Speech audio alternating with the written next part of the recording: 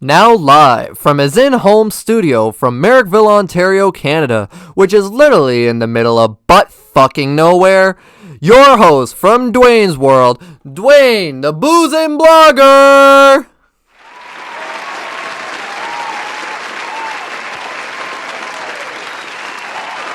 Hey, thanks for that great introduction, folks. I really appreciate it.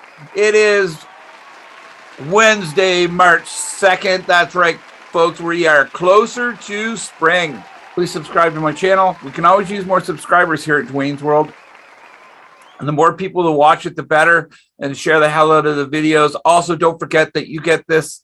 You can get this on Spotify or Apple or whatever other streaming platforms you're listening to for your podcasts. That's right. This is the podcast. This isn't the blog that I'll do on Friday. Today, I want to talk about a few things that are going on in the world. Why not start off with the trucker convoy? Tamara Lich still in jail. I guess she has a bail hearing today, and she might get out. She was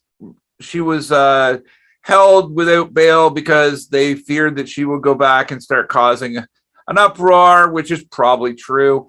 Pat King, one of her other cohorts, he is still in jail because the justice of the peace at the bail hearing thought that he was creating offenses against our judiciary, and he kind of was. Plus, the guy's a racist, an all-out racist. Oh, by the way, don't mind me if I sound a little rough today. I've been fighting a cold. Yes, a cold, not COVID. I haven't tested.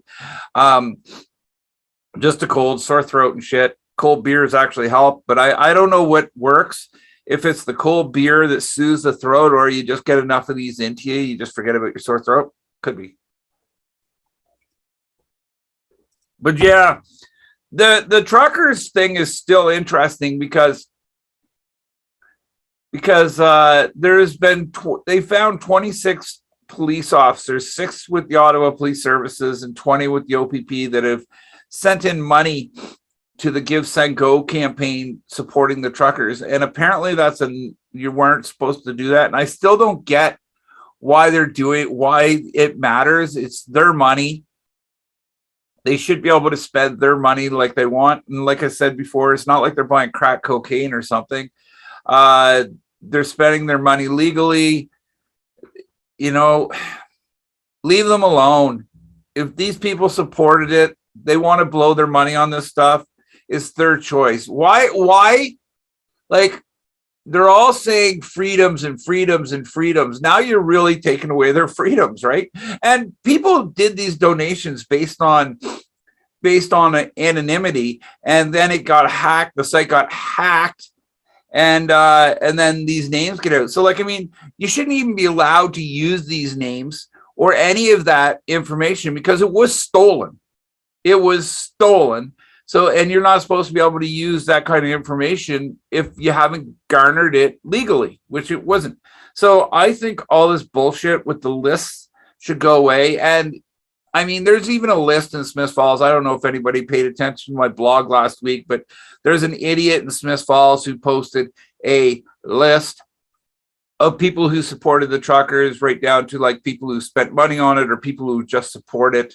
I wasn't on it because I don't know why, but I didn't support them really, but I agreed with their right to do whatever they were doing, but I disagreed with the way they were doing it. So I don't know. I wasn't on this asshole's list, but I don't think it's any of his fucking business anyways.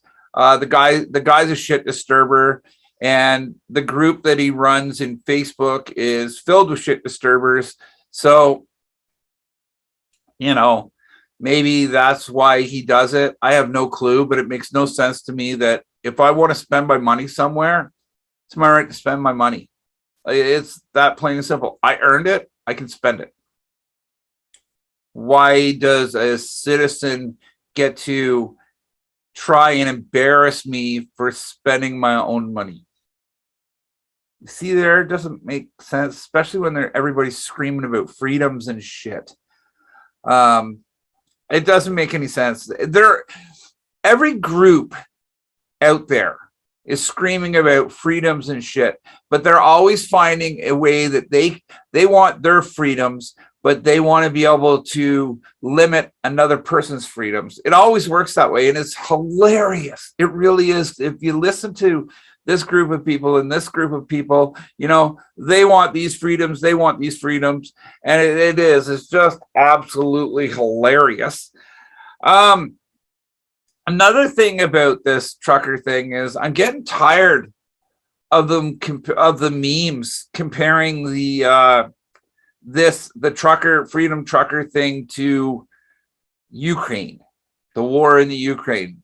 You know, they're comparing losing their freedoms to, you know, losing your life, your house, your, you know, that's what some of these people are equating the freedom truckers with, as they're referring to them like the Ukraine.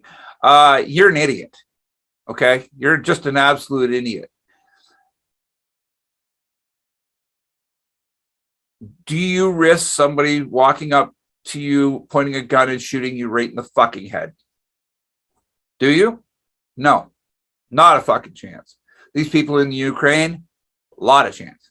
It's the same when they were it was the same when they were trying to say that, you know, Canada has become like Nazis, and it's like not even fucking close. Read your goddamn history books, folks.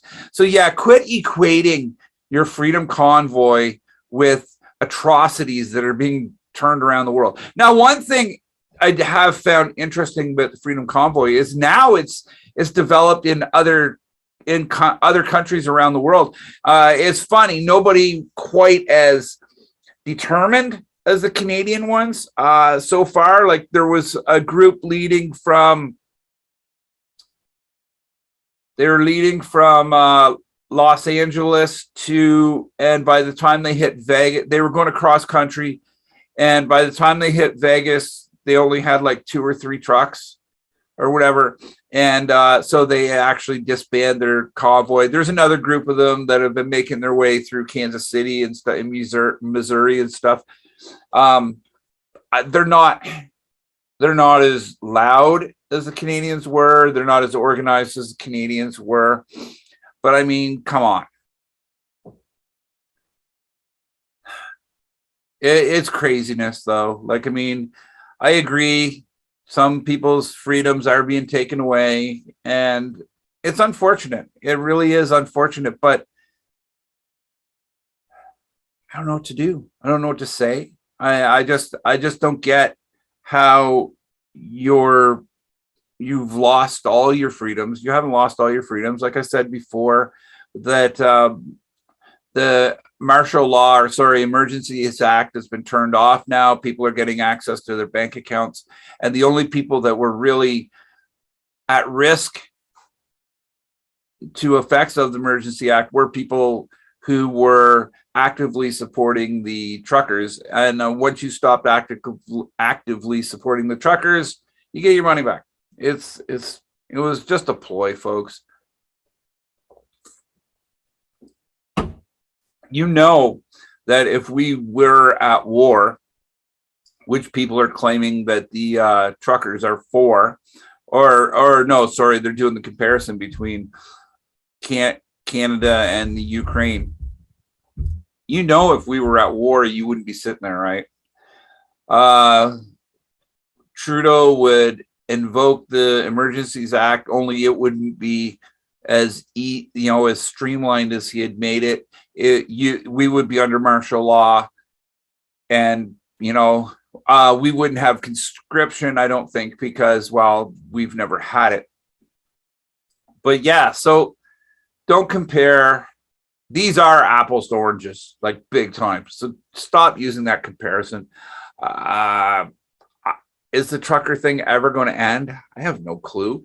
But I mean, we are getting rid of mandates, right? As of yesterday, if a business didn't want to use the vaccine passport system, they didn't have to. I mean, there are some businesses that are still using it, and that's their right to as well. But yeah, there are some businesses that aren't using it, but the mandates are going away, folks. They're absolutely going away, and it's a good thing, because these are crippling us. Like, I can't remember the year that we had the SARS and we went out and had a huge festival, and it didn't end up this bad. Like, are we getting worse as we get older? Like the people who are making the decisions getting worse, I think. I don't know. Because like I said, back when we had SARS, we didn't shut shit down like crazy and stuff. And it was just as deadly, I think.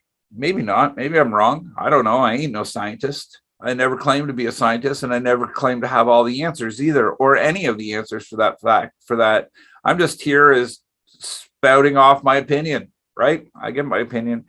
But yeah, are we changing the way we handle things? Are we becoming too safe? I think I was talking about this to my wife the other day, and unfortunately, it's our generation, like my generation, that's fucking shit, that fucked shit up, right? And I'll get to that.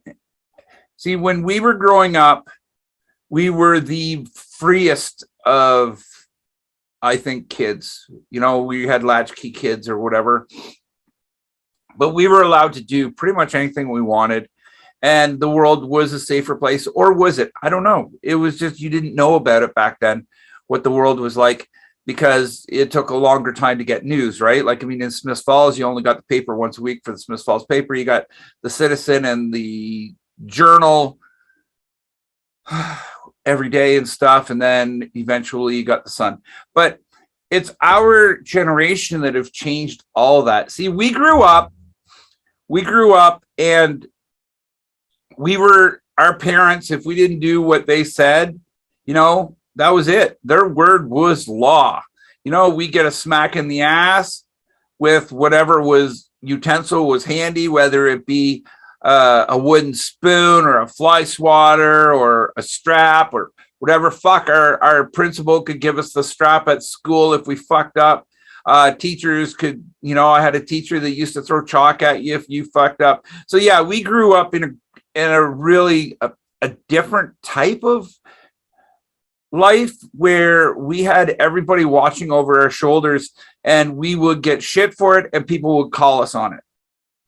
The same thing. You didn't want to eat your supper, fine, you starved. That was it. That was your only option. Not okay, you don't want to eat this, I'll make you something else. No, you didn't get that option. You ate what was put in front of you, and if you didn't like it, tough. It's your problem, not anybody else's.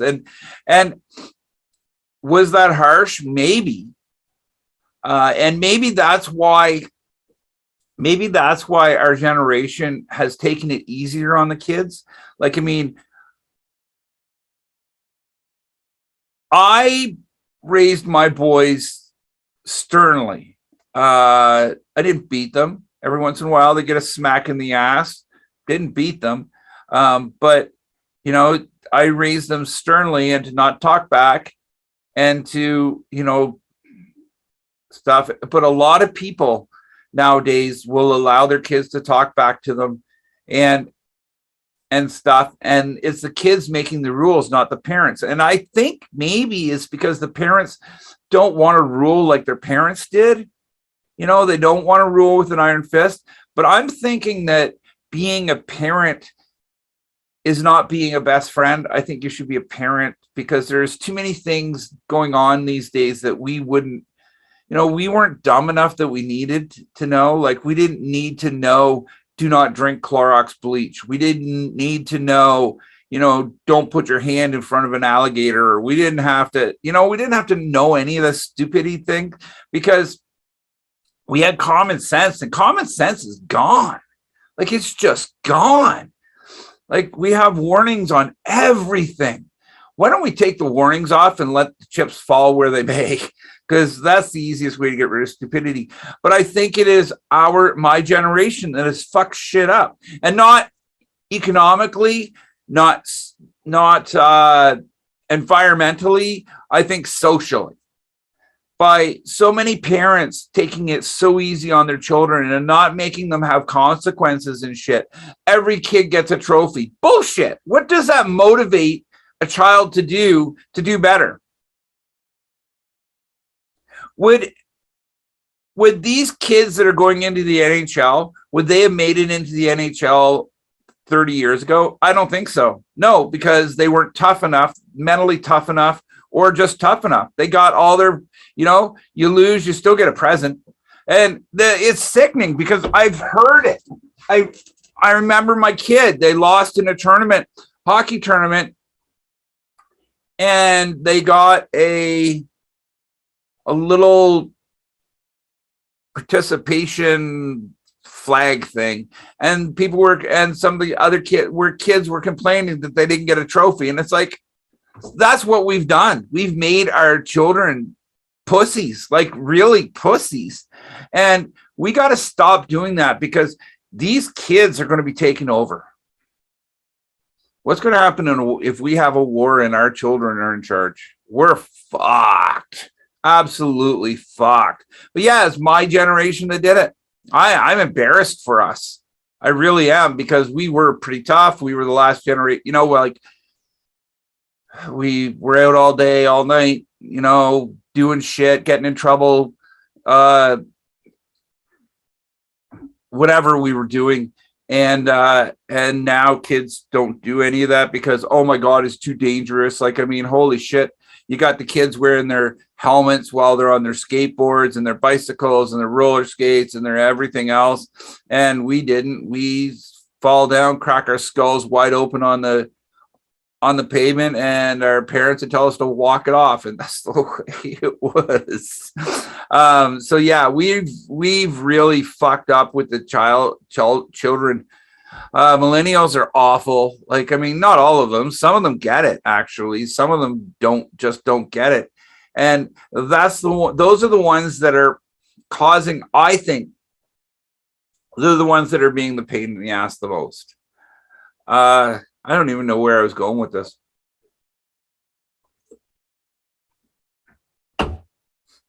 Like, back in my day, these freedoms being taken away wouldn't have been, oh well, whatever. It makes no sense to me that we've raised such a generation of whiners and stuff that it's time to cut the cord and make these kids responsible for their own actions and stuff, because if not, they're never going to learn. They're not. They're going to, they're going to get passed in school, even though they shouldn't get passed. They're going to get, they're entitled. Issues of entitlement are so extreme that it's nauseating. Like, oh, I showed up to work 30 times, I should get a free day off, right? No. You showed up for work 30 times, you should be there 31. You don't get, gold stars for attendance and shit. Smarten the hell up. We need work ethic and lots of it. But hey, that ain't going to change until people stop giving in to these kids. I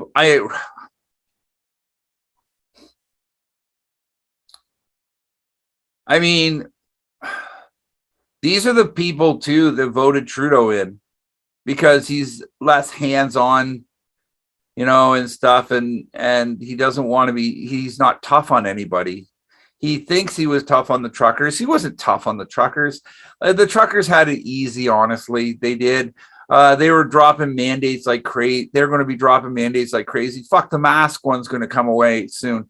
So, like, I mean, Trudeau didn't do fuck of a lot. Yes, he called the Emergencies Act into play, but who fucking cares? Like, I mean, did it really affect anybody? I remember having friends who were just right out upset about it, and it's like, why? Like, are you driving a 18-wheeler stuck in downtown Ottawa? Then don't fucking worry about it. Yeah, life is fucking strange, isn't it? Let's go on. Let's move on to our top headline. That's right, folks. War! Ugh! What is it good for? Absolutely nothing. Say it again. War! Ugh! Oh, shit. Yeah, I can't do that. Sorry, that was my idea of comedy. So everybody, unless you've been living under a rock, Ukraine got invaded by Russia. Russia just a big fucking bully in the whole ordeal, and they're, I don't totally understand why Russia wants the Ukraine. I think Putin is just trying to put the big red Soviet Union back together, and he's decided to start with Ukraine. Maybe, I don't know. He wants it in his legacy, or he wants legacy to involve a World War III. Maybe, who knows? Putin seems to be fucking crazy, and I mean almost Kim Jong-un crazy, if that makes any sense to y'all. But yeah, so Russia has invaded them. Now, Russia did do technically what people do when you start a war. Okay, the first thing you do when you have a war, according to what I was taught in basic training, was get rid of the comms. So yes, Russia fucked with Ukrainians' communication centers. They denial of service with the internet and stuff. So had their internet shut down on and off and off and on and off and on and off and on. And it helps them. But they're also, the world now is worried that Russia could turn its sight on other places, because Russia has been doing shit behind the scenes online for years. They have their troll farms where they just mismanage, they put out misinformation all over the place and stuff. And, that they think it might have helped Trump win an election and stuff. So now they're worried that they could set their sights on places like Canada and the US, where it could affect our personal lives, like by stealing our identities or fucking up our banking systems or whatever. So yeah, there is that to contend with. Other than that, the war doesn't really affect us that much, but it's fucking awful, like absolutely awful. I'm seeing cluster bombs go off and stuff, and it's just terrible. I so feel sorry for the Ukrainians right now, and the whole world is behind, is getting behind them. We sent military weaponry to them. They're a fucking tough breed though, folks. They really are a tough breed. Like, I'm sure everybody has heard the story about the 13 or 18 members of the Ukraine military guarding an island, and a Russian warship come up and told them to throw down their weapons or they would die, basically. And the Ukrainians looked up and said, "Fuck you, Russia." That's cool. That is a shove it up your fucking ass if I've ever heard one. And that's cool. These people are tough. They're not going down. Now, they all died, but apparently now I was reading today that maybe not all of them are dead, which is really, really cool. Like, it would really be cool, and it would be such a cool ending to the story, I guess, or a cool twist to the story maybe. But yeah, and it's not just them. There was the old granny. There's a woman who's being hailed on social media after she confronted heavily armed Russian soldier and offered him sunflower seeds. And she did this so that flowers would grow if he died there on Ukrainian soil. "You're occupists, you're fascists," she shouts, standing about a meter from the soldier. "Take these seeds and put them in your pocket so at least sunflowers will grow when you all lie down here." That's tough. That's a grandmother getting in the face of, a soldier who with a rifle, and he kept telling her, like, let's not escalate. She didn't care. She just did not give two fucks. And it's not just like that. I mean, regular civilians are getting guns and they're set to defend themselves, which is awesome. The Russians had no idea this was going to happen. There was a boxing champion who was a president, I guess, or something. He left the UK and he's joining the fight with the Ukrainian army and stuff, instead of just living off his millions as a pro fighter. And the shit like that is, the stories are so amazing. Like they are, to show one's love for their country so deep that they're willing to die for it. Like that's not something you see every fucking day anymore. And yeah, it blows me away. I just can't believe the toughness, the mental toughness and the physical toughness of these people. And it's good. Russia's not getting away with it. Like, I mean, sure, they're winning, I guess, but I mean, they're not backing down any. I also found was funny was that I was watching a video where a Ukrainian farmer hooked a tow rope onto a Russian tank that had ran out of gas and was pulling it off his property. you're getting your fucking tank towed by a fucking tractor. That's just, oh my god, this is just phenomenal, the stuff that's going on.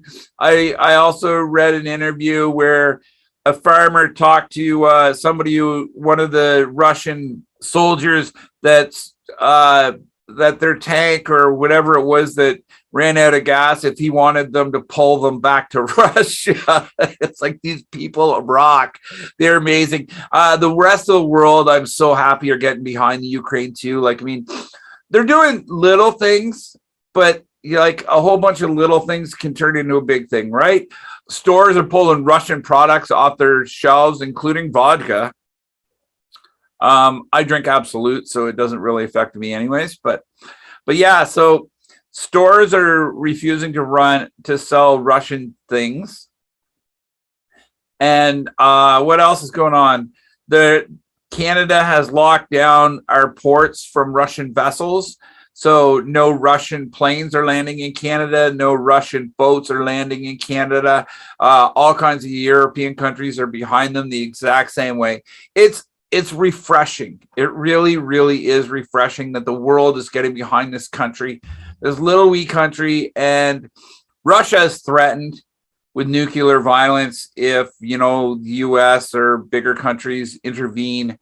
But I can see it happening. I really can. I don't understand why a SEAL team hasn't been deployed to put a bullet in Putin's head, but could still happen, right? I don't know.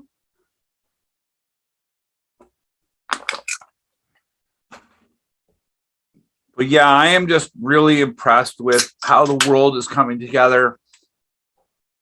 Canada just said they were going to give Ukraine $100 million, which is pretty impressive. I mean, usually I would be pissy about it because, that money could go to something Canadian, but especially after all the money we've lost over the COVID. But this is a great gesture, I think, by Trudeau.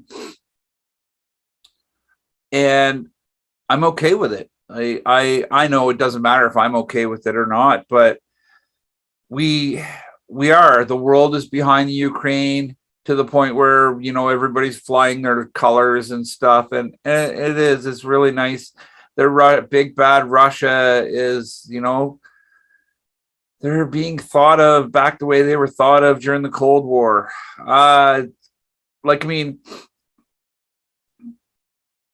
They've got to the point where that big soccer match in the summertime, I don't even know, the World Cup, I guess, is that what it's called? I don't know. I hate fucking soccer. I think it's the most boring sport out there. But the Russian team isn't invited. The Russian figure skating teams have been taken from the World Championships. Russian hockey teams aren't allowed to compete at the World Juniors and stuff, and so on and so on and so on. Everybody is putting their foot down. Alex Ovechkin, he's condemning Putin as well. And he's Russian. He should watch it though, because I don't know, do Russians still kill their own? I don't know, but I think what the world is doing right now is doing it smartly.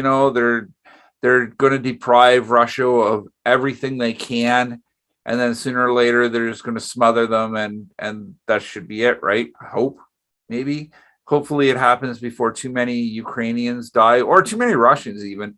war sucks for both sides, and I hate the death toll. Like it.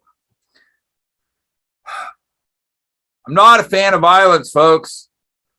I'm not a fan of war. I'm not a fan of violence, except like, hockey violence or whatever. But that's the only violence I'm a fan of, and controlled violence like boxing and MMA and shit.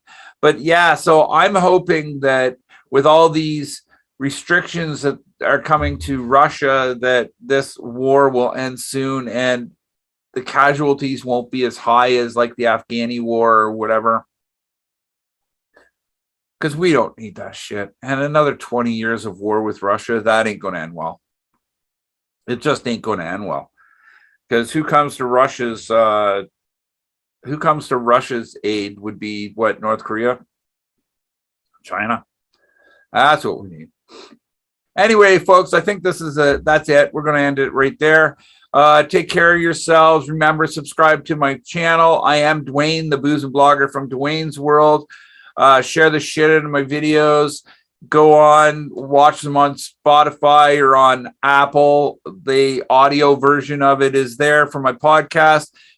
Log in to me on Mondays and Fridays for my blog that I post from YouTube and Facebook. Take care of yourselves. Watch out for your neighbors. And remember, don't be a fucking asshole.